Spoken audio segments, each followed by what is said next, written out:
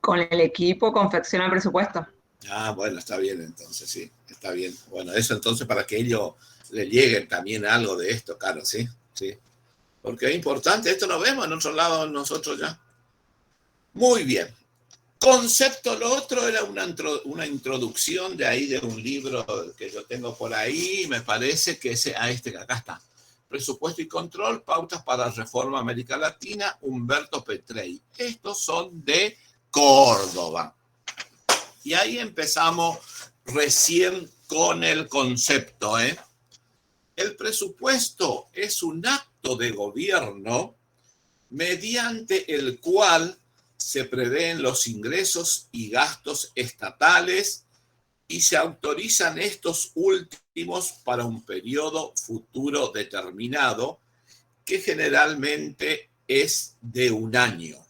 Ese es el concepto de presupuesto. Entonces, acto de gobierno mediante el cual se estiman ingresos y gastos estatales y se autorizan estos últimos, los gastos, para un periodo determinado, que es generalmente un año.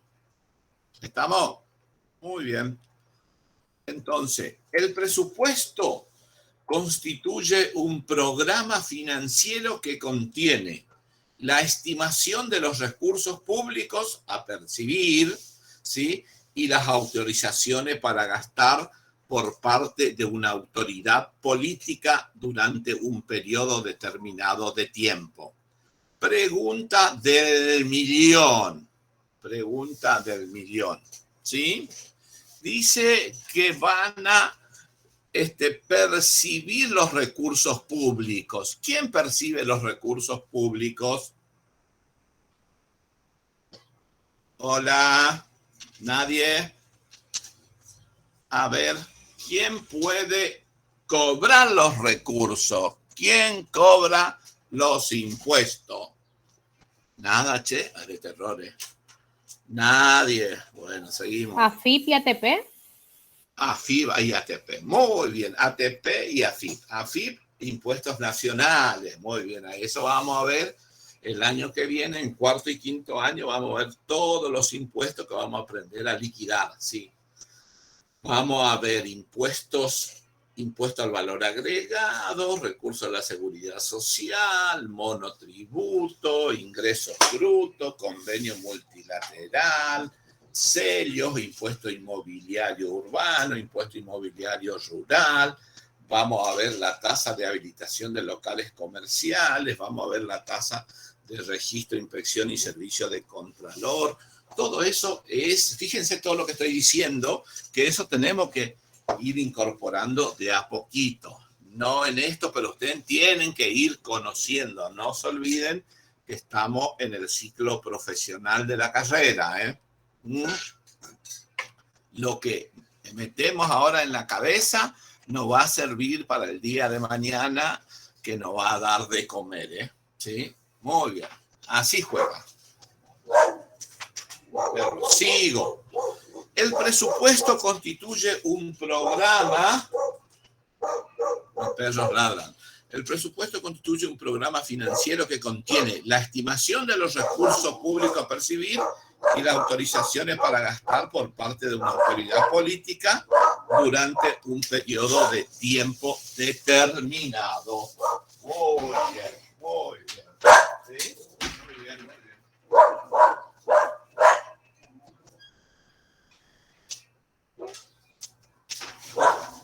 Dos perros en la calle. Sigo. Quiere decir que se trata de un programa que siempre tiene proyección futura y que comprende las dos manifestaciones esenciales de la soberanía financiera del Estado: recaudar y gastar, proyectada siempre hacia el futuro, hacia el porvenir. Avanzo. Todo este material, yo hoy estuve en la biblioteca. Escuchen, esto es un resumen del capítulo 10, que ahora es capítulo 9. Pero ustedes tienen material, tienen que leer el capítulo completo, ¿eh? Ojo, esto es un resumen y en el parcial, ¿sí? Más en el escrito, que ustedes tienen que aprobar con el escrito, Ojo, que hay algunas cositas que no están, pero ustedes tienen que leer. ¿Sí? O sea, traten de hacer un sacrificio. Muy bien, avanzo. Enfoque macroeconómico del presupuesto. Macro, ya vimos macroeconomía, ¿sí? ¿O no? Sí, macro dábamos en el primero o en el segundo, ¿sí? Bueno. Este punto de vista del presupuesto intenta visualizar los distintos impactos que produce esta herramienta en la economía global. Es decir, por ejemplo, en el presupuesto, ¿sí?, se prevé que voy a gastar, fíjense lo que le voy a enseñar. Por ejemplo, yo tengo un cliente que se dedica a vender pan, ¿sí? Es panadero. Fabrica pan de lunes a viernes, de lunes a sábado, pero ustedes saben que existe el presupuesto en la Municipalidad de Resistencia, en la provincia del Chaco, y que muchos organismos le dan el desayuno a sus empleados públicos. Entonces, y generalmente se llama a presupuestar o se llama a concurso de precio, a licitación, para la provisión de bizcocho, por decirte, pan, ¿sí? Entonces nosotros, sabiendo esto, ¿sí?, le tenemos que decir, mira, tengo yo un cliente que es panadero. ¿Por qué no se mete en la ATP o en el Ministerio de Educación, que hay mucha gente, y presenta una propuesta cuando se llama a un concurso de precio, una licitación, y gana? ¿Entiende? ¿Se entiende? O sea, con toda esta cosita ustedes tienen que manejar el día de mañana. Escucho. Avanzo. ¿Sí? Este punto de vista del presupuesto intenta visualizar los distintos impactos que produce esta herramienta en la economía global, considerando el nivel de gasto, inversión, ahorro, déficit y los mecanismos de financiamiento.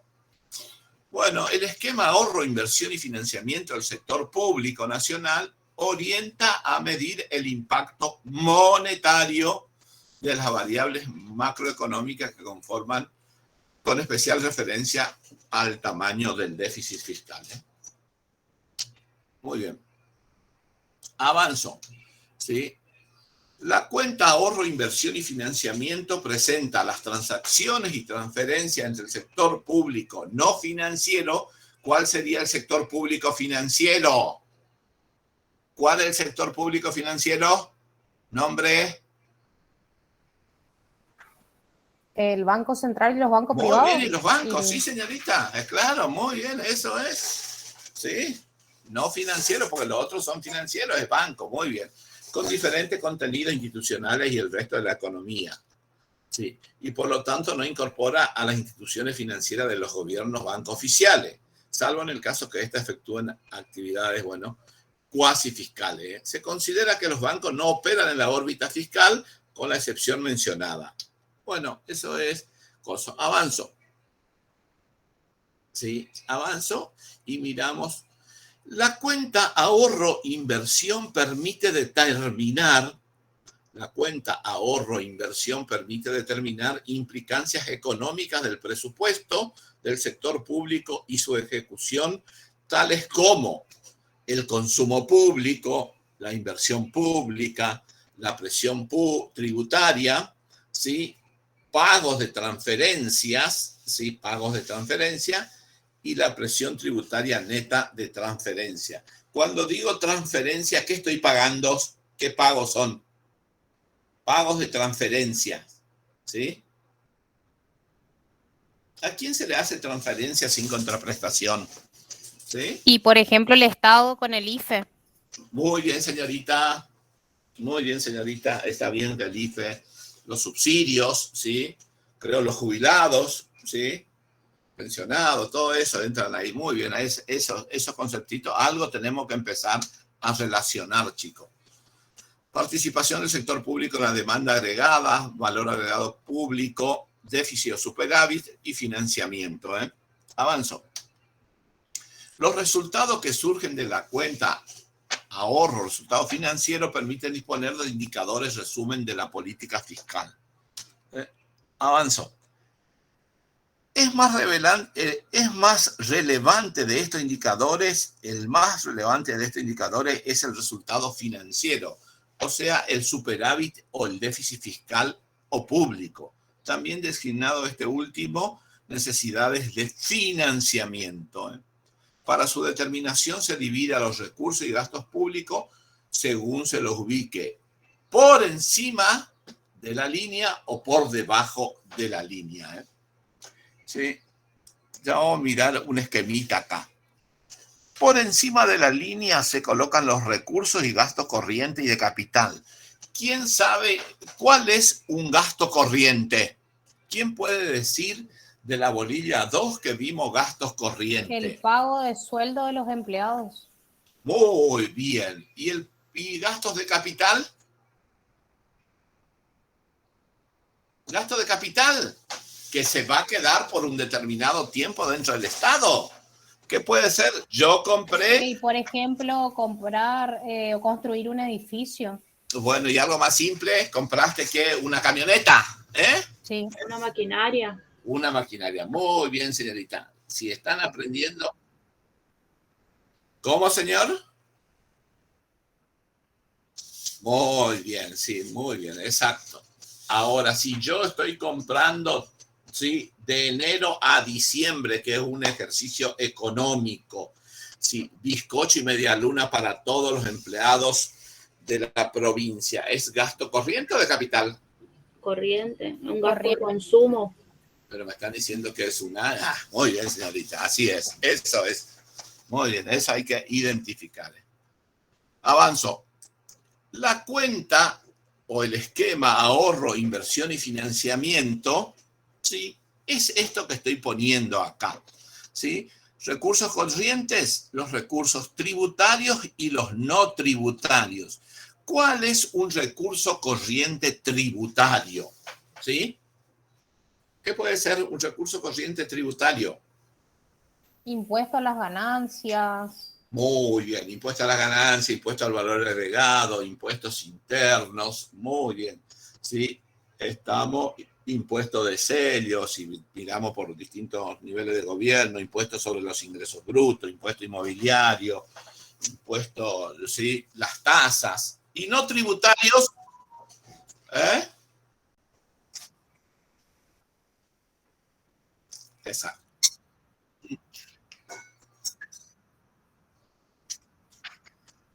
Muy bien, señor. Los no tributarios son los recursos que tiene el Estado como... Sí, está bien.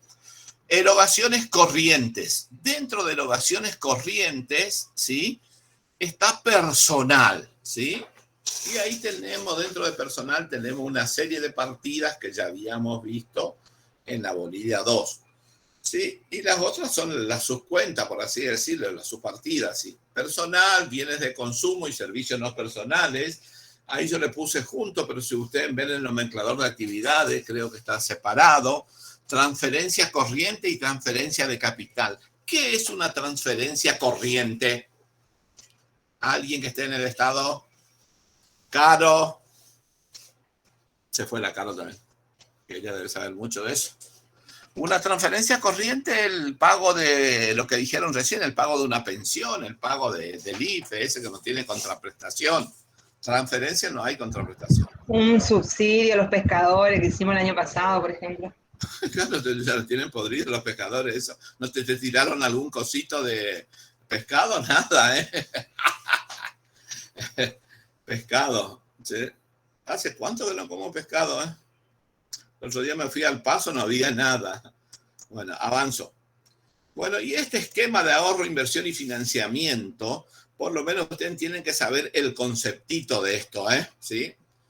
¿Sí? Porque después esto lo vamos a ver algo otra vez en contabilidad, ¿sí? Pero ya de otra forma, ¿sí? Ahorro es 1 menos 2, recursos de capital. El recurso de capital, la construcción de edificios, la compra... No, no es eso de recursos, construcción, ¿no? ¿Sí?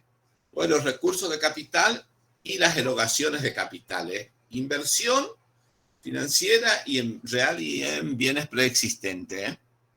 Total de recursos y total de erogaciones.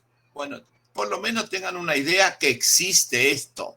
No le vamos a pedir en el parcial que desarrollen todo esto, porque no, pero tengan un concepto nada más. Dentro de locaciones de capital existen 3 cuentas, ¿sí? Vamos por ahí, porque también es largo esto, ¿eh? Muy bien, avanzo.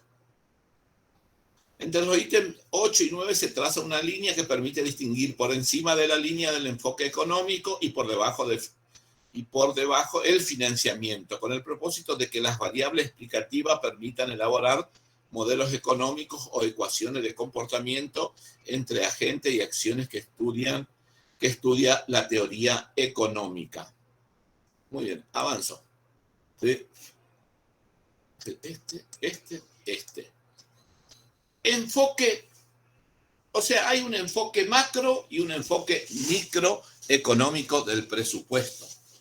El presupuesto del gobierno es de importancia porque es el centro de referencia para determinar los objetivos, políticas y programas en la movilización y asignación de recursos.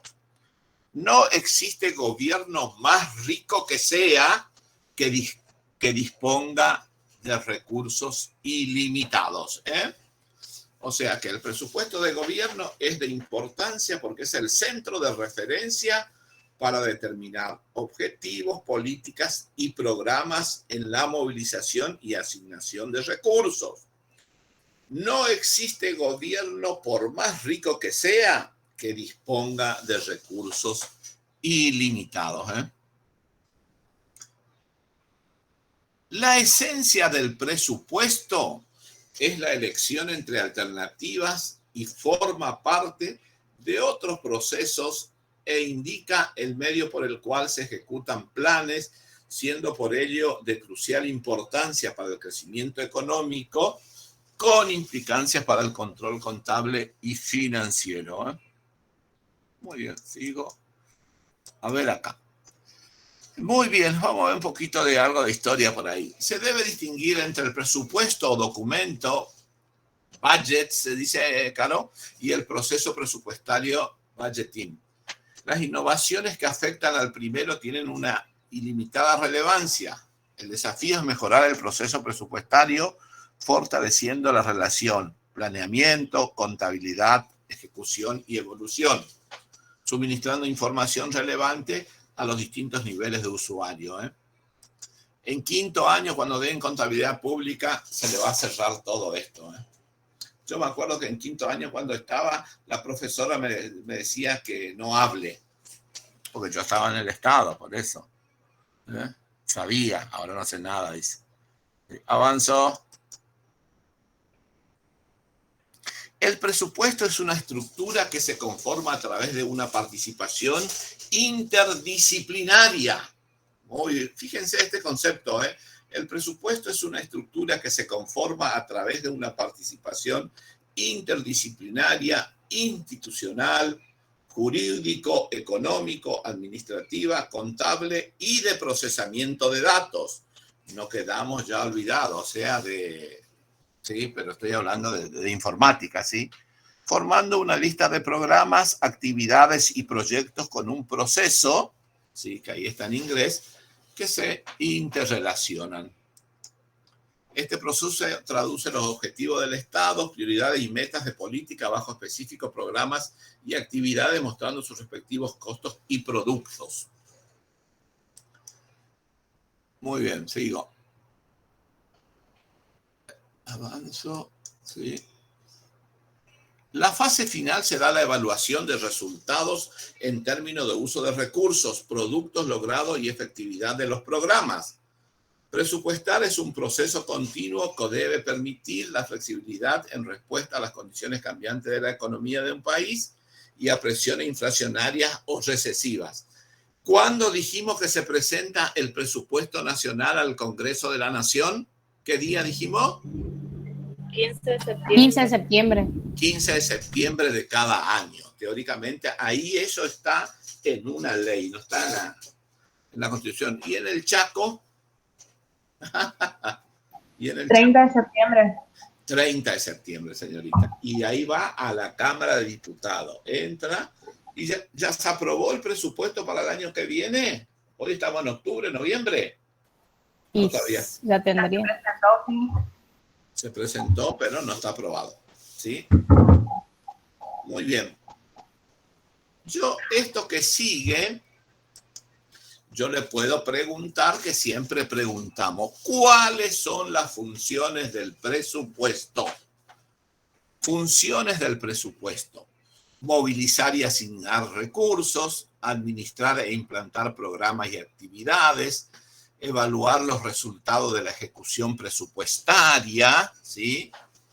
La ejecución presupuestaria tenemos, bueno, bien, tenemos lo presupuestado, sí, lo ejecutado, y si tenés mayor o menor, sí, debe haber otra columna por ahí que no me acuerdo, sí. Evaluar los resultados de la ejecución presupuestaria, contribuir a las metas de la estabilización y distribución, y determinar en cifras y por un periodo de tiempo la futura actividad del Estado para el cumplimiento de su contenido, o de su cometido. Funciones del presupuesto. Sigo. 6. ¿Sí? Permite el conocimiento y el control por parte de la opinión pública y del poder legislativo de la actividad financiera del Estado. Está bien, ¿sí? O sea que se aprueba el presupuesto en la Cámara y después recién también se devuelve al año siguiente, ¿sí? Así a nivel nacional y a nivel provincial. Evidenciar el cálculo económico de la actividad financiera del Estado a través del cotejo de gastos y recursos aprobados por el Parlamento. Coordinar el plan económico del sector público con el plan económico general. Bueno, esta función le puedo preguntar en el parcial o en el final, dígame 5 funciones del presupuesto. ¿Está claro? Entonces, si sabe, si leyó, entonces ya va con un puntito más arriba. Usos potenciales del presupuesto. Al presupuesto se lo puede usar, ¿sí?, como herramienta de política económica, ¿sí?, expresión de políticas públicas, herramienta para medir la eficiencia y la productividad de los recursos, instrumento para producir transformaciones estructurales, determinante del sistema contable, ¿sí?, expresión del plan del gobierno, y es un instrumento asignador por excelencia, ¿sí? ¿Quiénes son los usuarios del presupuesto? ¿Sí? El Poder Ejecutivo, sus distintas agencias administrativas, los legisladores, la alta gerencia. Escuchen, si nosotros estamos en una empresa, una multinacional o una empresa nacional, y somos medio gerentes, tenemos que saber leer el presupuesto. Mira acá en la partida de gastos, ¿sí?, de capital o bienes de capital. Están queriendo construir, fíjate, tal cosa, un puente. Y nosotros que hacemos puente no vamos a presentar, ¿sí? La alta gerencia, la administración en línea y los organismos de control. Muy bien, empezamos. Y también nosotros, profe, como usuarios, y nosotros también seríamos usuarios como alumnos para estudiar la materia que miramos el presupuesto, o los periodistas, por ejemplo. Sí, también, todo, sí, sí, también nosotros, sí. También, sí, tendríamos que poner un presupuesto del año pasado, pero si fijamos, fíjense que ahora podemos mirar, ahora se debe estar en la Cámara, si en el Congreso de la Nación, el presupuesto, pues el presupuesto a nivel nacional se mandó el 15, ¿sí?, de septiembre, dijimos, ¿sí? Y ellos están, en cualquier momento van a aprobar ese presupuesto. Podríamos mirar, a ver, ¿sí?, mirar el total de recursos, total de gastos, total de endeudamiento, y a ver, miremos las partidas de obras, por ejemplo, y a ver en qué provincia se va a realizar un puente, por ejemplo, ¿sí? O se están haciendo rutas, me parece ahora. Y entonces, eso es importante. Si uno maneja algo de eso y está en una empresa privada, va a decir, no, vamos a presentarnos a concurso acá, en esta licitación, a ver, ganamos, y ahí pasamos al frente. ¿sí? Muy bien. Duverger era un economista, sostiene que el origen del presupuesto está en Inglaterra. Y es casi cierto esto, ¿eh? El origen del presupuesto nace en Inglaterra y puede hallárselo en la autorización que el Parlamento otorgaba al rey para percibir ingresos públicos y en el examen de los gastos del monarca a efectos de verificar si las erogaciones estaban justificadas. ¿Se acuerdan las películas estas de Robin Hood? Robin, ¿sí? Bueno, trata algo de esto, ¿eh? ¿Sí? Fuente Quintana dice por su parte que coincide con el profesor francés, que dijimos, Duverger, ¿sí? Y relaciona el nacimiento de la institución presupuestaria con el denominado principio de competencia, que reconoce en el Parlamento o al Parlamento la potestad de establecer los tributos y su destino. Ojo, de ahí que se identifique su aparición con la petición de derechos del año 1628, que proclamó en Inglaterra la ilegalidad de los impuestos que no fueran sancionados por el Parlamento, la Cámara Baja. Fíjense, o sea que antes de esa época los reyes, ¿sí?, cobraban a los súbditos, ¿sí?, y le pagaban, sí, con moneda, con oro, ¿sí?, pero no había ningún control. Recién en el año 1628 se declara la ilegalidad de los impuestos y para cobrar tenía que el Parlamento, la Cámara Baja en ese momento, ¿sí?, sancionar una ley, ¿sí? La mayoría de los autores sostienen que tuvo un origen netamente político y que sus antecedentes provienen de Inglaterra, no es de Brasil, no es de Estados Unidos, y no porque, sí, ¿cuándo se independizó Estados Unidos? Acá, ¿qué fecha dije yo? 1628. ¿Y Estados Unidos cuándo se independizó? ¿Nadie? 4 de julio de 1776. De 1776, o sea, un siglo después. ¿Está claro? ¿Sí? Exacto, sí, señor. ¿Y cuándo vinieron los de allá, los de Europa, a colonizarnos nosotros? ¿Sí? Nosotros estábamos todos los aborígenes acá. ¿En qué año vino? Colón no llegó a Argentina. Colón llegó desde el puerto de Palo, España, a la América Central. ¿Sí? Fines de 1500, principios de fines de 1400, principios de 1500 habrán llegado. Primera creación de Buenos Aires, ¿qué año fue? Buenos Aires, ¿cuándo se creó por primera vez? ¿Nadie? Buenos Aires se creó en el año, tienen que ir al obelisco, señores, díganle a su papá que le den un pasaje para ir al obelisco. 1536, señor, primera fundación de Buenos Aires, que después los indios tiraron abajo, y la segunda fundación de Buenos Aires fue en 1580. ¿Sí? Fíjense en qué época, Y esto ya tenían presupuesto, estaban trabajando con el presupuesto. Sigo.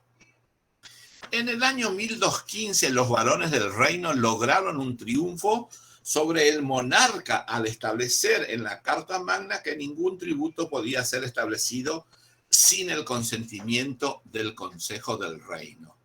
Sí, avanzo. El concepto se reproduce en la petición de derechos de 1628 y culmina en 1689 con la sanción del Bill de los Derechos de los y los Comunes, donde se establece que es ilegal toda cobranza de impuestos sin el consentimiento del Parlamento. O sea que entre 1628 y se culmina en 1689, que para cobrar impuestos tiene que haber una ley que saque el Parlamento. Ojo, fíjense. Bueno, avanzo. Sí. Además, se separaron las finanzas de la corona de las finanzas de la nación, diferenciándose los gastos del Estado, lista civil, de los gastos del soberano.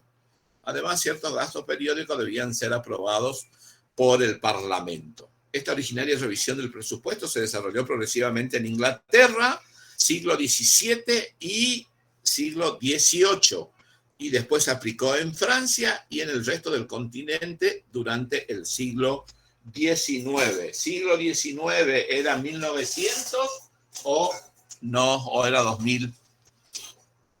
¿Siglo XIX es año 1900 o 2000? 1800. 1800, muy bien, señorita. Si usted dice, le creo. Muy bien. Vamos a ver ahora si evolución o las etapas en el país del presupuesto nuestro, acá. Lo que vimos era de afuera, ahora vamos a ver qué pasa acá. Y ese material ya le dije que ustedes lo tienen por ahí y están en los libros, ¿sí? No, están en los libros, ¿está esto? En el libro de finanzas me parece que está. O si no, tienen que ir al libro de Humberto Petrey que le dije, ¿sí? Que es el cordobés, ¿sí? En alguno de esos lados, pero ustedes tienen que buscar el material y leer, porque esto es resumen de resumen. Yo cada año le voy sacando más filmina y me quedo con menos. En Argentina pueden distinguirse 4 etapas históricas en materia del presupuesto. El periodo colonial, ¿sí?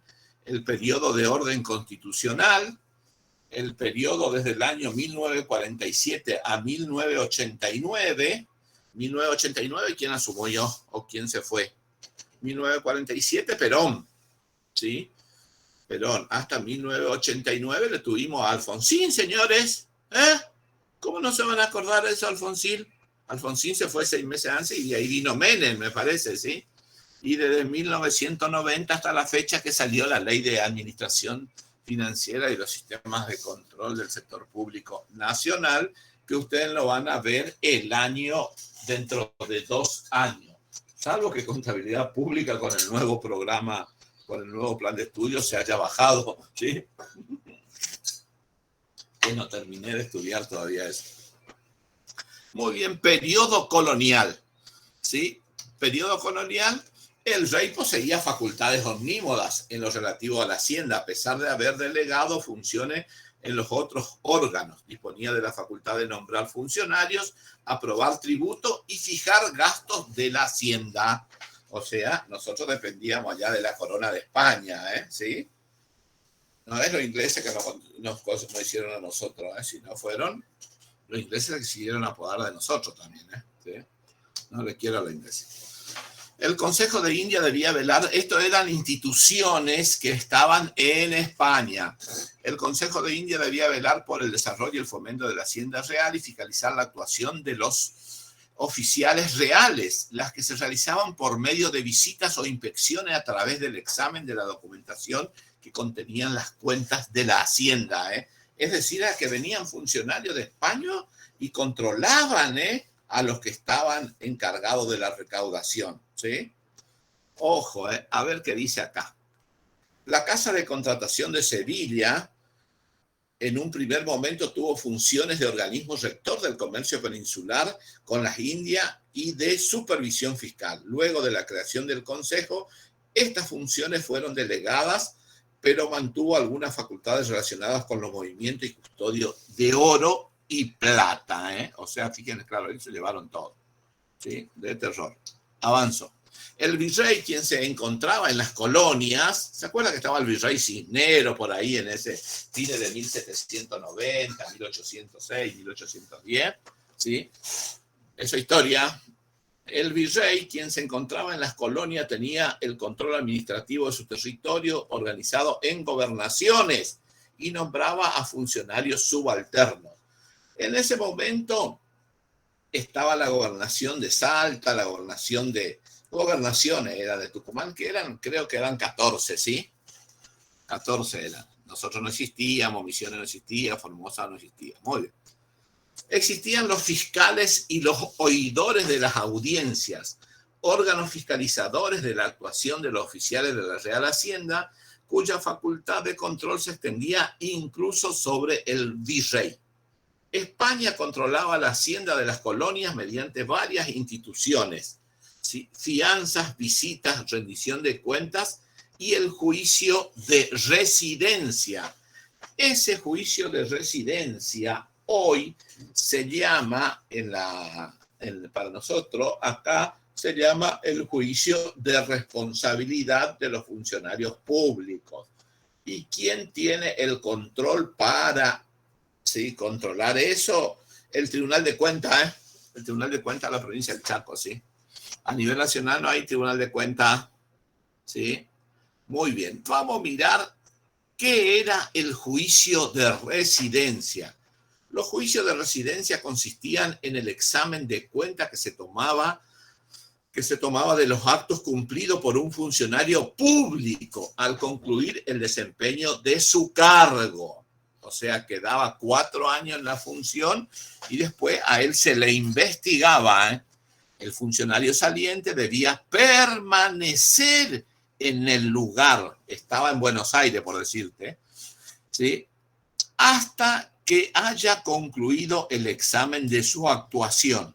De allí deriva el nombre de la institución, juicios de residencia, ¿eh? O sea, si vos eras funcionario público en ese momento, ¿sí?, estuviste 3 años, 4 años, terminó tu mandato, la cuestión, vos no te podías mover de ahí, ¿eh? ¿Sí? Porque si se movían, le iban a buscar y le sacudían seguro. Muy bien, avanzo.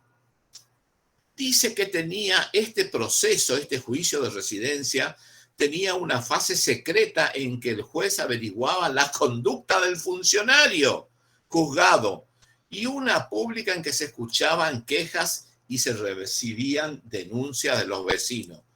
Esto era así porque había dificultades de conseguir, fíjense lo que dice acá Petrey, ¿eh? Esto era así porque había dificultades en conseguir funcionarios rectos. O sea que ya en esa época ya eran de terror, por así decirlo. Esta es una investigación de Petrey, de uno de Córdoba. La Constitución de Cádiz del año 1812 recogió esta institución con el nombre de juicio de responsabilidad. Hoy esta denominación juicio de responsabilidad lo efectúa el Tribunal de Cuentas de la provincia del Chaco en su ley orgánica que ellos tienen, ¿eh? Sí, tienen una ley. Sí. Muy bien, tienen que saber esto el día de mañana el que está en el Estado, ¿eh? Ojo, ¿eh? Ya veo que se van al Estado, se ponen a hacer, empiezan a hacer algo malo y de terror van a ir presos. ¿Quién te enseñó finanzas públicas? Peloso. ¿Sí? Quiero escuchar mi nombre por ahí. No, no me enseñó bien, me dice. Por eso caí preso. Por eso caí preso. La Argentina independiente. El Tribunal de Cuentas siguió vigente durante el proceso de emancipación entre 1810 y 1820, año en que fue abolido el Tribunal de Cuentas, ¿eh? Año 1820 se dejó. El primer antecedente en materia presupuestaria aparece recién en el año 1822 en la provincia de Buenos Aires. No se olviden que ahí teníamos 14 provincias, ¿sí? Estaba Corrientes, Santa Fe, Entre Ríos, Buenos Aires, Córdoba, San Luis, San Juan, ¿sí? Catamarca, Salta, las 14 provincias, ¿sí? ¿Sí? El primer antecedente en materia presupuestaria aparece en el año 1822 en la provincia de Buenos Aires, cuando el presupuesto confeccionado por el Poder Ejecutivo fuera sometido a la legislatura para su aprobación. ¿Sí? Avanzo. Luego la Constitución de 1826, ¿se acuerdan que hubo unas cuantas constituciones en ese momento? Era unitaria esta Constitución, ¿sí? Estableció facultades al Poder Ejecutivo en cuanto a la preparación del presupuesto y la prerrogativa del Congreso Nacional para fijar anualmente los gastos teniendo en cuenta lo solicitado por el Ejecutivo. Entre 1827 y 1853 nosotros tuvimos un periodo de anarquía, ¿sí? O sea, no había instituciones creíbles. Se vivió el periodo de anarquía, el cual careció de un desarrollo institucional y jurídico en lo relativo a normas para el manejo de los fondos públicos. Y ahí empezamos recién con el año 1853, la Constitución Nacional Argentina, ¿sí? Vamos a mirar eso, 1853, y de ahí es que nos organizamos como país, nos empezaron a reconocer, aunque alguien ya no había reconocido, ¿sí? La Constitución del año 1853 distribuye entre la nación y las provincias el poder para recaudar impuestos y asignar responsabilidades en materia de gasto. Ya vimos eso, ¿sí? Impuestos directos, ¿a quién le corresponde? ¿A las provincias o a la nación? Hola. Provincia, muy bien, señorita, muy bien. Los impuestos directos a la provincia y los impuestos indirectos a la nación, ¿sí? Es así, pero por determinado principio de la Constitución hay determinados impuestos directos que cobra nación, por los efectos que produce, ¿está claro? Muy bien, pues seguimos. Escucho. ¿Quién quiere decir algo de eso? Ya vimos en algún lado, ¿Cómo cuál, profe, cobra los directos nación? ¿Y el impuesto a las ganancias, señorita? El impuesto a las ganancias, el impuesto directo.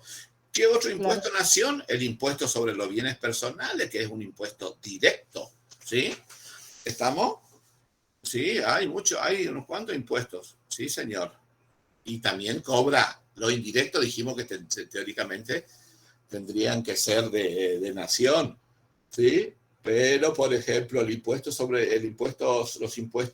al valor agregado, el impuesto interno, están en manos de la nación. Y el impuesto sobre los ingresos brutos, que es un impuesto indirecto, ¿sí? Bueno, está en manos de las provincias porque vino después eso, sí, recién. Pero bueno, es todo un proceso nuestro, por eso así nos fuimos determinando, La Constitución del 53 distribuye entre la nación y las provincias el poder para recaudar impuestos y asignar responsabilidades en materia de gasto. El criterio predominante en materia de organización fiscal entre los niveles de gobierno es que las provincias, por ser históricamente anteriores, no se olviden que estaban las 14 provincias, y después, recién en el 53, nosotros nos organizamos como nación y con la Constitución. Es que las provincias, por ser históricamente, ¿sí?, anteriores a la existencia de la nación, retenían todo el poder no expresamente delegado a través de la Constitución. Este poder retenido incluía expresamente la facultad de imponer tributos directos, delegando a la nación la facultad de aplicar impuestos indirectos, tal como los derechos aduaneros. ¿Sí? ¿Se acuerdan los derechos aduaneros? O sea, los impuestos directos eran de las provincias y los impuestos indirectos eran los aduaneros que se cobraba en el puerto de Buenos Aires o en la aduana de Buenos Aires, que se recaudaba, se recaudaba. Este poder retenido incluía expresamente la facultad de imponer tributos directos, delegando a la nación la facultad de aplicar impuestos indirectos, como los aduaneros. Después aparecieron otros. Además, dice que correspondía al Congreso fijar anualmente el presupuesto de gasto de la nación y aprobar o desechar la cuenta de inversión, ¿sí? Eso hoy hace la Auditoría General de la Nación, creo, Caro, Y en la provincia del Chaco, ¿quién aprueba la cuenta del gobierno provincial? ¿El Tribunal de Cuentas o la Cámara? Sí, bueno, algunos están. El Tribunal de Cuentas que controla, segurísimo, eso no me va. Sí, pero tienen también un organismo interno de Contralor ahí la provincia. ¿Sí? Bueno, lo plasmado en la Constitución de 1853 no alcanzó para lograr la unidad nacional. Buenos Aires no se adhirió y quedó fuera de la Confederación. ¿Se acuerdan que en el 53 sale la Constitución? Buenos Aires de terror, ¿sí? No sé si estaba Rosas todavía ahí o algún otro. Y entonces, recién Buenos Aires se une, creo, en el 1860, o más adelante, porque Buenos Aires era de terror. Ellos querían mandar todo, pues. ¿Sí? Bueno, avanzó. Años más tarde se produjo la unidad nacional, produciéndose el desarrollo de las instituciones. El movimiento de modernización invadió todos los ámbitos. Se dicta en 1870 la ley 428, que es ley de contabilidad, que estuvo vigente más de 70 años, Sí, ahora se cambió eso, pero antes yo estudié con esa ley, ¿eh? Yo cuando hice contabilidad pública hice con esa ley, me parece. Sí. El mismo dispuso en detalle el procedimiento y la forma de presentación de la cuenta y de inversión del Poder Ejecutivo al Congreso de la Nación, ¿eh? Sí, avanzó. En el año 32 se dictó la Ley Complementaria Permanente del Presupuesto que ordenaba la legislación al respecto y contemplaba las normas de la Ley de Contabilidad de 1870. Fíjate cuántos años, 50 años. ¿Cómo éramos tan de terror para hacer? Bueno, era otra época. Muy bien, periodo 1947 a 1990, ¿sí? Periodo 1947 a 1990. Sí, 1947 estamos. Perón aparece en el 43 y el viejo con su caballito. En el 45 sale Eva a cosa el 17 de octubre y Perón gana las elecciones en febrero del 46. ¿Sí? Y Perón estuvo del 46 al 55 que le echaron los milicos, ¿eh? Él era milico también, ¿eh? ¿Sí? Estamos... En 1947 se sanciona la Ley 12.961, que establece normas para la presentación y formulación del presupuesto general de la Nación, el régimen del ejercicio financiero y la presentación de la cuenta de inversión. La misma procuró dar vigencia al principio de universalidad del presupuesto, haciendo obligatoria la inclusión de todos los ingresos y gastos de la Administración Nacional y también de los entes descentralizados, ¿sí? Por ejemplo, el PAMI, el ANSES, esos son entes descentralizados. Y ahí se comenzó a distinguir entre gastos corrientes y gastos de capital. Gasto corriente es aquel que se va a producir o se va a utilizar dentro del periodo del ejercicio económico financiero, que es el año. Y los gastos de capital no son la compra de una camioneta, la compra de una estantería, sí, que duran más de un año. Estableciéndose que al presentar el presupuesto el Poder Ejecutivo debía acompañar el programa de trabajos públicos. Cuando hablo de trabajos públicos, me está diciendo qué tipo de construcciones iba a realizar, ¿eh?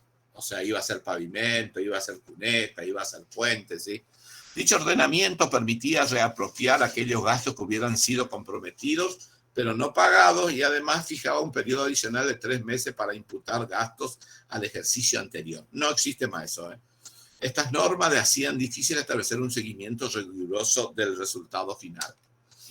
En el año 1956 estuvimos ya los milicos otra vez. Perón le echan en el 55, al viejo le echan en el 55, y en el 56, sí, estaban los militares. ¿Sí? 55 al 58 estuvieron los milicos.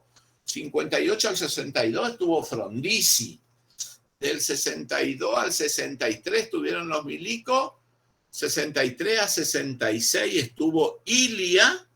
¿Sí? Y del 66 al 73 otra vez estuvieron los milicos. Ahí vino Cámpora, María Estela Martínez de Perón, quedó María Estela, y el 11 de marzo, el 14 de marzo, ¿sí? Volvieron otra vez los milicos hasta el 30 de septiembre, o hasta que asumió Alfonsín en el 83, de terror, nuestra historia, ¿eh? ¿Cómo es? En 1956 se adopta explícitamente la separación de gasto corriente y gasto de capital. Se modifica el ejercicio financiero llevándolo de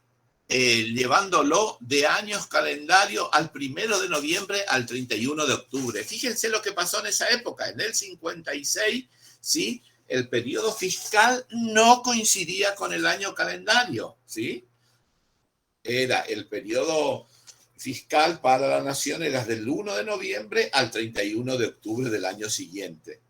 Y se adopta el presupuesto, ¿sí?, en materia de gasto. Este concepto significa implícitamente que los gastos incluidos en un presupuesto pueden computarse aún cuando no hay recursos. De terror. Si no tengo recursos para gastar en gastos, ¿cómo voy a proceder entonces?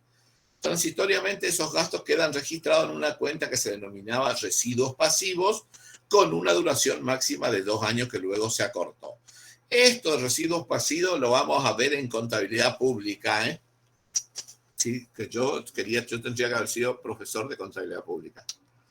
Muy bien, avanzo. También en el año 1956, se crea un órgano de contralor. Ese era el órgano de contralor que se llamaba el Tribunal de Cuentas de la Nación, ¿sí? Estamos 1956, milicos, ¿sí? Proceso militar, crean el Tribunal de Cuentas de la Nación, el cual funcionó hasta el año 1992, ¿sí? Porque ahí vino el Turco Menem. ¿Sí? Ese Tribunal de Cuentas estaba constituido por 5 miembros, todos contadores, ¿sí? Constituido por 5 miembros, todos contadores, mucho trabajo para nosotros. Inamovibles, ejercían un control de legalidad de los actos del Poder Ejecutivo. Estoy hablando nación. En la provincia del Chaco, ¿qué existe? ¿Cómo se llama el órgano de contralor externo? Pregunto. Hola. Oh, no me escucho. Profesor, ¿puede ser que esté el Tribunal de Cuentas? El Tribunal de Cuentas de la provincia del Chaco. ¿Por qué calle está? Por la Juan B. Justo. Juan B. Justo, sí, ahí está. Interno, interno, profesor, ¿es la contaduría de la provincia o la tesorería? No, el organismo de contralor interno es la Contaduría General de la provincia. Sí, el Contralor Interno es Contaduría General de la provincia, sí, señor. Y en el caso de la contaduría, ¿sería como un ente autárquico o tendría independencia o cómo funciona? Sí, señor, hay una ley de la Cámara de Diputados acá en la provincia del Chaco que regula el funcionamiento. Sí, señor, tenemos una ley. ¿Sí?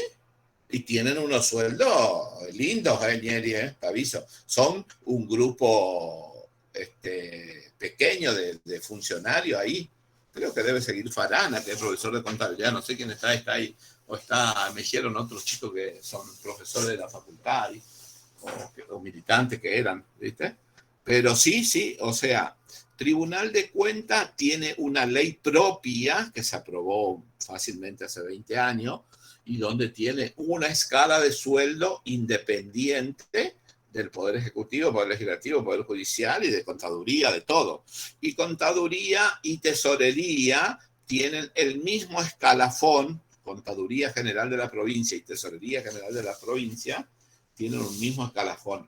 No sé si ahí está también la Subsecretaría de Hacienda, No sé si está ahí, ese no me acuerdo, pero seguro que también Contaduría General de la Provincia del Chaco y Tesorería General de la Provincia del Chaco tienen escalafones con sueldos distintos al personal general de la Administración Pública, ¿Sí? Está bien. Nos representa mucha plata porque cobran sueldos altos, pero son poca gente, ¿sí? Son poca gente, ¿no? No es que hay 1.000, 2.000 empleados, ¿viste? No. En uno debe haber, no sé, puede ser que en contaduría pueda haber cerca de 100, 120, y en el otro algo un poquito menos. Así nomás. Pero existen eso, O sea, los empleados públicos de la provincia del Chaco fueron haciendo sus camitas y presentaron a la Cámara con conformidad del Poder Ejecutivo, lógico, que vayan saliendo, pero no representan. ¿Qué estoy diciendo? Si mañana me dicen, ¿querés venir a trabajar en contaduría? Y vos le tenés que decir, sí, quiero ir, no diga nada, ¿estamos entendés? Sí, me voy ya, porque sabés que tiene sueldos lindos. Bueno, sigo. O sea que 56 teníamos el Tribunal de Cuentas que funcionó hasta el 92. 5 miembros, todos contadores, no se le podía sacar, ¿sí? Y hacían el control de legalidad. Después de eso salió la ley del Turco Menem y eliminamos esto y apareció otro organismo que ya vamos a ver, que no me acuerdo el nombre, pero está también a cosa. Ya vamos a ver que aparece por acá, ¿sí? Año 1963 se crea la Oficina Nacional del Presupuesto. Se agrega la clasificación del gasto por función y se establece que el presupuesto debía mostrar objetivos, especificar programas e incluir un costeo detallado de esos programas. En el año 65 se volvió al año calendario para encuadrar el ejercicio financiero. Vieron que pasamos de octubre a noviembre o de noviembre a octubre. Bueno, después se corrió otra vez, ¿eh? Un largo periodo de inestabilidad política económica fue deteriorando en forma severa las instituciones presupuestarias. 1963-1966 en la provincia del Chaco hubo una inundación grande, ¿sí? 1965, bueno, eso volvió, bueno. En el 66, ¿sí? Del 63 al 66 estuvo Arturo Illia, un tipo era cordobés ese. Y después vinieron un proceso militar, ¿sí? Del 66 al 73. Sí que creo que era Onganía o no sé, alguno de otros que estaban por ahí. Y del 73 al 76 vino otra vez Perón con María Estela, así como lo dije el otro día. Hoy ya. Profe, disculpe que le pregunte del tema anterior. ¿Cómo dijo, no me quedó claro, cuál es el órgano de control interno y externo de la provincia? El órgano de contralor interno de la provincia es la Contaduría General de la provincia. General de la provincia. ¿Y el externo? El Tribunal de Cuentas, señorita. El Tribunal de Cuentas. Ah, bueno, sí, porque sí sabía el de Nación, pero no el de provincia. Es claro, o sea, ¿quién controla lo que gasta el gobernador Coqui, egresado de nuestra facultad? Sí, todos tienen que rendir cuentas. No es que yo, porque ser gobernador o ser ministro, a ver, trae la guita o me voy a tesorería, agarro la plata y saco y le pongo en mi bolsillo y me voy a comprar lo que quiero. No, ni de todo está normado, ¿sí? Todo está normado. ¿Me entendés? Pero los órganos de contralor, el externo, es el Tribunal de Cuentas, que tiene mucha gente y van al organismo a controlar, y te hacen observaciones y te hacen cargo, y si vos no te defendés como corresponde, te descuentan de tu sueldo, ¿eh? ¿Entendés? Ojo, te van a hacer un cargo ahí, tenés que hacer la pelea, buscar un abogado, ¿sí? Y si vos no sabes defenderte bien, te van a hacer el cargo y te van a decir, tienes que devolver esa plata que gastó mal, señores. ¿Entienden? ¿No es tan...? Sí, ¿Sí? ¿Se entiende? Y Contaduría General de la provincia es el órgano de fiscalización interna que pasa por ahí y ellos revisan, digamos, ¿sí? Todo lo que sea de compras, ¿sí? De todo lo que sea de expediente, compra, y ellos controlan que esté bien, digamos, que no sobrepasen, ¿viste? Hay todo un procedimiento. Es un laburo tremendo eso, ¿eh? Es un laburo tremendo en la parte de gasto. Y en la parte de recursos también. Bueno, parece que en la parte de recursos también, pero es más fácil. Porque en la parte de gasto vos estás sacándole plata al Estado gastando. Mientras que en la parte de recaudación vos te vas a los comercios y recaudas. Es decir, no está pagando el impuesto sobre los ingresos brutos. Le aplico una multa y tiene que pagar con intereses. ¡Tac! ¿Se entiende? ¿Sí?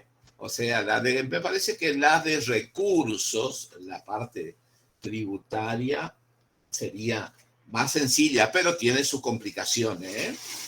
El año que viene, cuando le vean al profesor de práctico, que está hoy administrador tributario, le preguntan a ver, ¿sí? Que es el que está como administrador tributario en este momento con Coqui, ¿sí? Bueno, avanzo. Año 1990, ¿sí? 1983 a 1989 estuvo Alfonsín se fue antes, vinieron no sé quién, 1990 hasta nuestros días. Esta etapa contiene profundas transformaciones. En el año 1989, ustedes no nacían todavía, ¿ya nacieron en el 89? ¿Quién nació en el 89? Nadie. Muy bien. Sí, hay una que nació en el 89, ¿no está? Que tiene... Sí. En 1989 se produce el cambio de gobierno. Para entonces el presupuesto no era utilizado como mecanismo para asignar recursos ni para hacer seguimiento de políticas. Avanzó. En el año 1991, estábamos con el turco, se aprueba la ley de convertibilidad y ahí se dijo, $1, $1. $1, $1, de terror, ahí no íbamos a todos lados. Si yo llevaba $1 era $1. Sí. En 1991 se aprueba la ley de convertibilidad con un régimen cambiario fijo y el respaldo automático de la base monetaria con reservas del Banco Central y se adopta una política de contención de gastos. En el año 1993 entra en vigencia la Ley de Administración Financiera. Escuchen, esa ley, bajen, búsquenle. Algunos artículos vamos a leer de ahí. La Ley 24.156. Se llama la Ley de Administración Financiera y de los Sistemas de Control del Sector Público Nacional. Ley 24.156. Lean, no tienen que leer porque ustedes van en quinto año o en cuarto, no sé dónde está contabilidad pública, ustedes van a rendir esa ley. Pero yo, como estoy dando finanzas públicas, algunas cositas saqué de ahí para que ustedes tengan una idea. Pero, sí, o sea, lo que tienen en el libro, nomás no vayan a querer leer toda la ley, porque no es ese el objetivo, ¿eh? Pero tienen que saber que existe. Muy bien. En esa ley se crea la Dirección de Registro de la Deuda Pública. No se olviden que nos habíamos ido con los milicos entre el año 76 al 83, nos endeudamos con 40.000, con el Fondo Monetario Internacional, 40.000 millones de dólares. Y con Macri en los 4 años nos endeudamos como 50.000 millones de dólares. Fíjense cómo son, ¿eh? Los milicos mataron a 20.000 desaparecidos y se endeudaron. Macri nos llevó no sé hasta dónde y se endeudó totalmente con 50.000 millones de dólares. De terror. ¿Cómo son los cosos, eh? Todos tienen que ir presos, ¿eh? Fíjense cómo es la cosa. Y bueno, es así, es el país que tenemos. Muy bien, se crea la Dirección de Registro de la Deuda Pública con responsabilidad de implantar el sistema conocido como SIGADE. El control interno pasó en manos de la Sindicatura General de la Nación. Muy bien. Escuchen, a nivel nacional, el órgano de control de Contralor Externo es la SIGEN, Sindicatura General de la Nación. Y a nivel interno es la Auditoría General de la Nación. Y como órgano externo, no, al revés, auxiliar, la auditoría. No, bueno, esta atiende, vamos de vuelta. Sí, el control interno pasó a manos de la SIGEN. SIGEN es Sindicatura General de la Nación. Es un organismo que controla la actuación dentro del Poder Ejecutivo, y de los otros también. Y el órgano de Contralor, el órgano externo y auxiliar del Congreso, es la Auditoría General de la Nación, ¿sí? Es la AGN. Esos son los dos órganos de control. Por lo menos en esta etapa, ustedes tienen que saber que existe la SIGEN y la Auditoría General de la Nación, ¿eh? ¿Estamos? Por lo menos, ¿sí? Órgano de Contralor interno y órgano de Contralor externo. El sistema de gestión y administración de la deuda mantiene el registro y cálculo de servicios de la deuda, emite órdenes de pago, coordina con organismos intermedios y la colocación de la deuda pública. En el año 1994 reformamos la Constitución y se crea la jefatura de gabinete, dándose rango constitucional a la Auditoría General de la Nación. Y aumentaron las capacidades del Congreso en materia de controles. Muy bien. Se preparó un plan de gobierno que describe las principales líneas políticas económicas y un plan de inversiones. Se dicta la 24354 que crea un sistema de inversiones públicas. La Subsecretaría de Inversiones Públicas y la Dirección Nacional de Inversiones. Desde el 95 se produce un esfuerzo importante en la racionalización de derechos humanos, racionalización de recursos humanos. Es decir, que despidieron gente en esa época con Menem, ¿eh? Muy bien, bien Menem. ¿sí? Yo cuando vino Menem acá al Chaco, yo estaba en la facultad, me acuerdo ya, ¿sí? Y salimos con una caravana, el Patilludo, y agarramos la Castelli y nos fuimos hasta Barranquera, che. Y después nos cagó, por decirte. Bueno, el turco. Bueno, naturaleza jurídica, política y económica del presupuesto. Hasta las 8:15 vamos a dar clase y seguimos la semana que viene. ¿Está claro? Hola, señores. Sí, profe. Sí, profe. Sí. Estamos hace 1:45 estamos. Hasta las 8 vamos a dar clase. 15 minutos más para que ustedes vean eso, miren, saquen fotocopia, ¿sí? Traten de ayudarlo con algo más. Si ven una ley que aparece por ahí, entren en Google y bajen la ley, señores. ¿Está claro? ¿Sí? Tienen que... ¿Eh?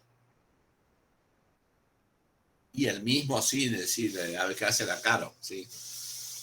Carolina, a ver qué hace, sí. Sí, vamos a dar la próxima clase, sí. Vamos a dar por este enlace, más seguro, si es 1 o 2 nomás que tengo.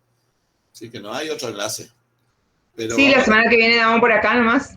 Por acá, Caro, sí. Sí, bueno. el lunes. El lunes no hay actividad, Caro. ¿Por qué no?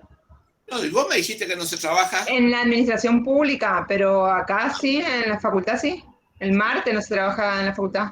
Bien, muy bien. ¿Por qué, Caro, no se trabaja? Yo creo que por el Día del Empleado Público. Ah, mira, no sabía. ¿Y cuándo el empleado? ¿El 31 de octubre te querés empleado público? Sí. Ah. Bueno, pero vos sos empleada pública, vos no laburás, estás cobrada arriba. ¿Qué busca eso? Todos quieren favorecerse del Estado. Bueno, hago hasta las 8 y seguimos, ¿sí? Muy bien. Naturaleza jurídica, económica y política del presupuesto. En los estados modernos el presupuesto adopta una forma de ley. En consecuencia deben cumplirse todos los requisitos exigidos por la Constitución y la legislación vigente. Se discute en la doctrina si el presupuesto es solo una ley formal, sin contenido material, o si se trata, por el contrario, de una ley con plenos efectos jurídicos. La mayoría de la doctrina se inclina por la primera postura, mientras que otros autores están en segunda posición. La solución a este dilema debe buscarse en la legislación vigente de cada país. Admitido que fuera válida la distinción entre ley formal y material, ¿sí? Tomando como base el significado que se le atribuye a tales expresiones, el hecho de que el presupuesto sea una u otra depende del alcance asignado por el presupuesto. Muy bien. Belisario Villegas, Héctor Belisario Villegas, es un tipo de Córdoba que tenemos el libro de él de Derecho Financiero, Finanzas Públicas y Derecho Financiero. Si pueden consultar, porque yo viste que ahí que le estoy nombrando a él es porque saqué una parte de ese libro. Héctor Villegas está de acuerdo con la postura que asigna al presupuesto el carácter de ley formal con respecto a los recursos. ¿Qué hacen los recursos? Solo se calcula, ya que no los crea, porque hay otras leyes que crean esos impuestos, ¿sí? Por ejemplo, tenemos la ley de impuesto al valor agregado, la ley de impuesto a la ganancia, la ley de impuestos sobre bienes personales, la ley de impuestos internos. Todas las leyes de impuestos se crean por leyes específicas. Solo los calculo, ya que no los crea, sino que son otras leyes con total independencia del presupuesto quienes los hacen. En cuanto a los gastos, la ley de presupuesto no contiene normas sustanciales, pues solo se limita a autorizarlos, sin obligar por ello al Poder Ejecutivo a realizarlo. ¿Se entiende? Hacemos el cálculo del recurso y hacemos la presupuestación de los gastos. Si pongo que voy a comprar 1000 resmas de papel A4, ¿sí? Pero yo estoy gastando menos, no significa que voy a comprar todo, ¿Estamos? La única obligación del Poder Ejecutivo es no sobrepasar el límite máximo autorizado. Pero si se sobrepasa, creo que se puede hacer compensación de partida, Este es el objetivo del presupuesto con relación al gasto público. Esto lo van a complementar, ya le dije, con la materia contabilidad pública. En relación a las normas legales básicas del sistema presupuestario argentino, tenemos en cuenta, fíjense lo que estoy diciendo, normas legales básicas del sistema presupuestario argentino. Tenemos en cuenta ver el artículo 75 de la Constitución Nacional. ¿Está claro? Ver la Ley de Administración Financiera y de los Sistemas de Control del Sector Público Nacional, Ley 24.156, establece los aspectos estructurales básicos y generales. Y está un decreto ahí, ¿sí? La Ley de Solvencia Fiscal, ¿sí? La Ley de Responsabilidad Fiscal y otras normas y resoluciones. No hay que leer todas esas leyes, sino por lo menos el título y ver en esa parte, ¿sí? No hay más. Avanzó. Desde el punto de vista político se puede sostener que el presupuesto es un plan de gobierno, ya que es la expresión de un programa político manifestado en un actuar futuro. ¿Sí? Desde el punto de vista político se puede decir que el presupuesto es un plan de gobierno, ya que es la expresión de un programa político manifestado en un actuar futuro. Y es verdad, porque lo que están haciendo hoy el presupuesto en el Ministerio de Economía, ¿quién es el ministro de Economía hoy? No me acuerdo. Bueno, sí, y hay alguna subsecretaría. La provincia es del Santiago Pérez Pons. Pérez Pons. Ah, de acá, Pérez Pons, y de a nivel nacional. Martín Guzmán. Martín Guzmán, ¿cómo se llama? Pérez Pons, ¿y qué tal anda Pérez Pons? Anda bien, sí. Si le puso Coqui, anda bien. ¿Sí? Bien, Pérez pone. Tiene que hacer el presupuesto. Y tiene que mandar. ¿Sí? Me parece, pero no sé quién hace eso. ¿Farana sigue, Caro? No sabemos. Farana hacía antes, me parece eso. Bueno. Está atento, Farana. Ahora tiene un contador que se llama Pase y está Valeria Rossi ahí. 8. Y el subsecretario Sebastián Martínez, que está en la Subsecretaría de Política Económica. Ah, bien. Ah, está bien. Mirta Gavaroni no está más. La otra mina que era cosa, Susana, sí, esa otra tampoco está. No, se fueron todos, esa gente que yo conocía. ¿Sí? Que yo cuando me iba, estoy hablando ya hace tantos años, claro. Sí. Bueno, de terror. Desde el punto de vista político puede sostenerse que el presupuesto es un plan de gobierno, ya que es la expresión de un programa político manifestado en un actuar futuro. Los lineamientos del Poder Ejecutivo quedan expresados en el presupuesto gracias a la distribución de los recursos hacia las diferentes funciones del Estado. Exacto. Fíjense que nosotros, el gobierno nacional, a través de este plan de gobierno, a nosotros que estamos en las universidades públicas, nos manda la plata, nos manda la plata y cobramos en tiempo, así que andamos bien. Entonces, en ese aspecto nosotros no nos podemos quejar los de las universidades. No sé cuánto está el sueldo nomás de cada uno. Así que, bueno, dice que el presupuesto es un plan de administración, dado que la prestación de los servicios públicos y el cumplimiento de otras actividades administrativas que requieren gastos dependerán de las partidas presupuestarias asignadas. Estamos a las 8, dije que dejamos, me quedan 7 minutos. Como plan económico del sector público, el presupuesto constituye una ley con eficacia obligatoria para los diferentes poderes a los que se encomienda su ejecución. Su contenido normativo es diferente de la mayoría de las leyes, pero su esencia es la de un marco legal dentro del cual debe desarrollarse la acción de gobierno. Es esta la naturaleza político-económica del presupuesto que se proyecta también en el ámbito jurídico. El presupuesto plantea la interacción del sector público con el sector privado en la economía. Permite conocer la presión tributaria soportada por el sector privado, el gasto público que se efectuará, los bienes y servicios que demandará el Estado, ¿sí?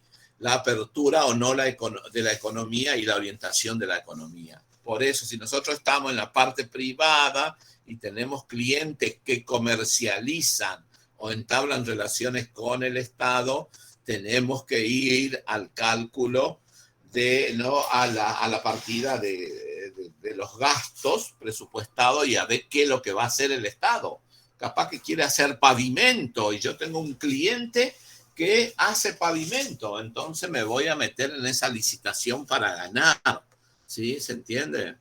Bueno, eso tenemos que manejar nosotros. Último tema y me quedan 50 filminas para la próxima clase.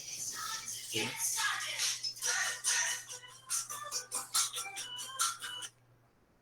Susana. Hola, mi vida, ¿no está dando clase? Sí, estoy dando clase, ¿por qué? Bueno, te corto. Ya termino, dentro de 10 minutos termino. Bueno, un beso. Chao, chao. Sí, concepciones actuales del presupuesto. Existen diferentes tipos de presupuesto que buscan darle racionalidad y efectividad a la elaboración del presupuesto según los fines que se pretendan alcanzar con el mismo.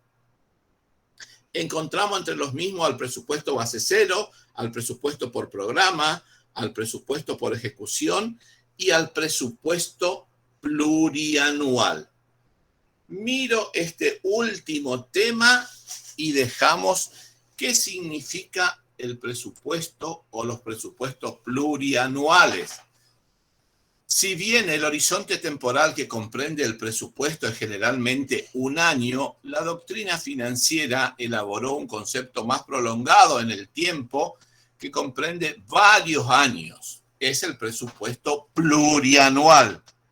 El horizonte de proyección varía de acuerdo al país, pudiendo encontrar países con proyecciones de largo plazo como el de Brasil o a mediano plazo como el de Argentina.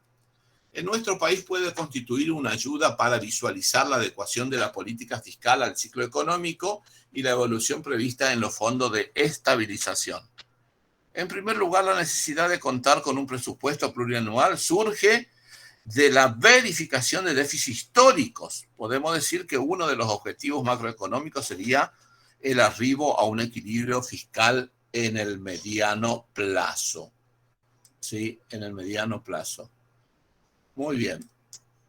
En segundo lugar, las proyecciones de varios años brindan mayor previsibilidad. A nivel Estado, se cuenta con un adecuado conocimiento de la situación macrofiscal y a nivel de los demás operadores económicos cuenta con un marco temporal ampliado de referencia sobre el accionar del Estado, del Estado. Muy bien. Última filmina, ¿sí? Ventaja del presupuesto plurianual. Provee el vínculo entre el sector privado y el sector público a mediano y largo plazo. Exige a los gobiernos a llevar a cabo el curso de la acción prometida. Obliga a los gobiernos a hacer un ejercicio explícito sobre la consistencia de las políticas. Induce a una mayor racionalidad, permite conocer el impacto futuro de las decisiones, toma conciencia anticipada de las dificultades y agrega transparencia a todo el proceso y facilita la revisión de las prioridades. Bueno, chicos, en la filmina 84 dejamos. Seguimos la próxima clase otra vez y en la próxima clase les voy a dar un ejercicio. ¿Sí? Bueno, dejamos hasta ahí. ¿Pregunta? Nos vemos entonces. Hola. Nos vemos, profe. Listo, nos vemos la semana que viene. Hoy es miércoles, nos vemos el lunes si tenemos actividad. Y miremos, no sé si o no. Bueno, miremos, si el lunes hay clase, damos clase. ¿Sí? Si no es feriado, no me acuerdo de eso. ¿Estamos? Profesor. Sí. Disculpe, ¿cómo sería el ejemplo del presupuesto plurianual? O sea, que quiere decir que cuando uno asume, o sea, un gobierno asume, proyecta lo que va a hacer durante sus 4 años de gestión, ¿o cómo sería eso? No, vos no sabés, vos estás en gobierno. Si estás en gobierno y ya pasó un año, vos vas a hacer para el próximo año el presupuesto que corresponde al año siguiente y le vas a decir 2 años más, un presupuesto plurianual de 3 años, por ejemplo. Así que sería del año 22, 23 y 24, por decirte, ¿viste? Y ahí vos vas a decir, vas a estimar recursos y vas a estimar gasto. Y digo, bueno, en el año 2023 voy a construir pavimento desde Fontana a Vilela, ¿sí? Por decirte una cosa, ¿se entiende? Y hace una estimación con algún ajuste, ¿está claro? Teniendo algunos valores de conocimiento, ¿se entiende? O sea, van proyectando, ¿sí? Considerando las variables de la sociedad o del Estado, de la economía, en base a lo que está pasando ahora. Exacto, lo que está hoy. Pareciera ahora, vieron, que hay un poquito más de actividad económica y está habiendo más plata o algo más, se está moviendo más. La pandemia nos castigó mucho, bueno, pero me parece que ahora los gobiernos van a tirar, hacen esa presupuestación, está por ley. Así que, y ellos van previendo, van a decir, bueno, me parece que ahora tengo que pavimentar desde Antequera hasta la isla del Cerrito porque la gente está yendo mucho a la isla del Cerrito. No sé si voy a pavimentar porque sube el caudal del río Paraná y se inunda todo. No hace la defensa ahí, no creo que hagan. ¿Se entiende lo que digo? Sí. Escucho. El presupuesto se presenta el 15 de septiembre a nivel nacional, ¿sí? Y en la provincia, creo que es el 30, si no me equivoco. Pero ahora tendría que estar trabajado, se tendría que estar trabajando sobre el presupuesto porque no está aprobado todavía el de la provincia, ¿eh? Y no está aprobado, tienen hasta fin de año para aprobar. Ah. Claro, señor, o sea, se presentó y van a estar los diputados ahí mirando, controlando, y ellos pueden aprobar en una sesión, creo, no sé si extraordinaria, también en diciembre, los primeros días de diciembre. ¿Sí? La Cámara de Diputados de la provincia del Chaco termina el 30 de noviembre, ¿sí? Pero puede prolongarlo, ¿sí? ¿Estamos? O sea, ellos tienen plazo. Hubo casos de inestabilidad política que los presupuestos se aprobaron en el mismo año de ejecución, digamos, ¿se entiende? Hubo casos. Y profesor, lo que tiene que ver con la ley del pase de las tierras de la provincia al municipio, ¿también están contempladas para el presupuesto municipal? ¿Se las contempla? Sí, señor, todo se contempla, claro que más vale. Sí, señor, a ver cómo se pasa, ¿sí? O sea, la provincia pasa tierras al municipio, me está diciendo. Sí, como pasa ahora con la ley de los lugares públicos, como ser el Parque Norte Caraguatá, el Yago Guarnieri, la Laguna Argüello, que salió ahora hace 10 días atrás la ley. Sí. Bueno, pero a ver, esos son, escuchen, esos son espacios públicos, estamos hablando, ¿sí? ¿Sí? Pasan a manos de la municipalidad que va a tener la administración, ¿sí? ¿Estamos? Va a tener la administración, pero ahí se va a producir erogaciones corrientes que la municipalidad va a tener que mantener, cuidar, conservar esos parques, digamos, ¿sí? Y pasan dentro del ejido municipal y a ser parte de la provincia. Parte de la municipalidad, digamos, ¿sí? ¿Viste? ¿Estamos? Sí, profe, gracias. Bueno, chicos, dejamos ahí, nos vemos la próxima. Luego nos vemos en la próxima clase. Vamos a tratar de terminar, nos falta un montón todavía, ojo, son largos estas bolillas, así que, ¿sí? Bueno, un abrazo, chao chicos. Chao, Caro. Hasta luego. Chao, Caro, me voy. Caro.